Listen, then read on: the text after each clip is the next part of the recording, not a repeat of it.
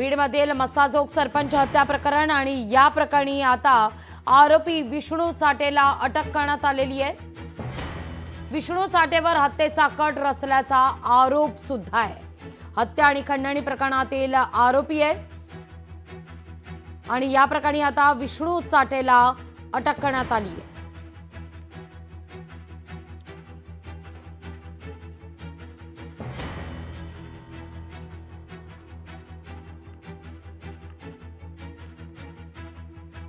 हत्या आणि खंडणी प्रकरणातील आरोपी आहे विष्णू चाटे आणि याला आता ताब्यात घेण्यात आलेला आहे, अटक करण्यात आलेली आहे। या घडीची ही महत्त्वाची बातमी आपण या क्षणी पाहतोय। गेले अनेक दिवस खरं तर या मुद्द्यावर विरोधकांनी हिवाळी अधिवेशनात सुद्धा रान उठवलेलं आहे। अधिक माहिती घेऊया आपले प्रतिनिधी विकास माने यांच्याकडून। विकास, का अधिक माहिती? निश्चित लागवीजी आपण पाहू शकता की सरपंच संतोष देशमुख जे आहेत त्यांच्या हत्या प्रकरणामध्ये मोठा गदारोळ जो आहे तो आपल्याला पाहायला मिळत आहे। आणि असं असताना सध्या या हत्या प्रकरणाचा जो तपास आहे तो पोलिसांनी अधिक गतिमान केल्याचं देखील पाहायला मिळतं। यामधील मुख्य विष्णू चाटे यांना या ठिकाणी अटक केल्याचं आपल्याला पाहायला मिळत आहे। त्यामुळे इथले जो मुख्य सूत्रधार असेल या संपूर्ण हत्या प्रकरणातील त्याचे धागेदोरे जे आहेत ते देखील पोलिसांच्या हाती लागू शकतात।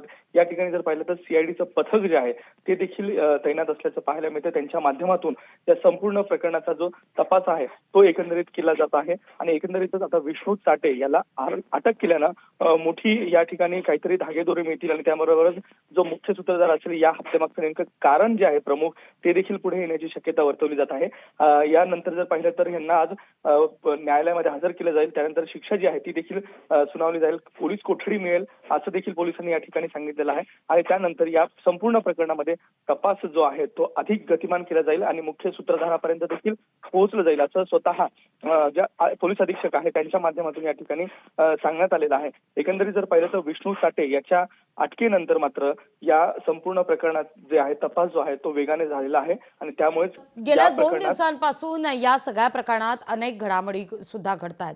पहा, काही दिवसांपूर्वी या सगळ्याच्या भेटी संदर्भात एक व्हिडिओ समोर आलेला होता। त्यानंतर मात्र हा मुद्दा हिवाळी अधिवेशनात सुद्धा विरोधकांनी लावून धरला। आज या मुद्द्यावर सभागृहात 101 अन्वये चर्चा सुद्धा होणार आहे। एकीकडे या सगळ्या घडामोडी घडत असताना दुसरीकडे चाटेला अटक होतीये। विकास, आपण पाहू शकतो की सत्ताधारी असतील विरोधक असतील या दोघांच्याही माध्यमातून या ठिकाणी संतोष देशमुख जे आहे त्यांच्या कुटुंबियांची भेट घेतली जात आहे, कुटुंबाचं सांत्वन केलं जात आहे। आणि त्यानंतर हिवाळी अधिवेशनामध्ये संतोष देशमुख सरपंच या हत्येचं पडसाद जे आहे ते प्रामुख्याने या ठिकाणी पाहायला मिळालं। स्वतः देवेंद्र फडणवीस मुख्यमंत्र्यांनी देखील या संपूर्ण प्रकरणामध्ये एसआयटीची नेमणूक जी आहे ती केल्याचं देखील त्यांनी जाहीर केलेलं आहे।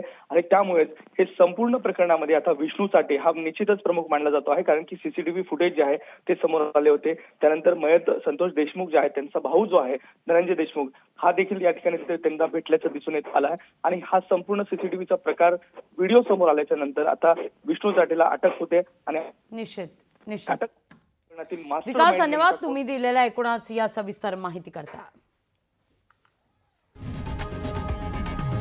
लोकशाही मराठी ऐका, पहा, जागरूक रहा।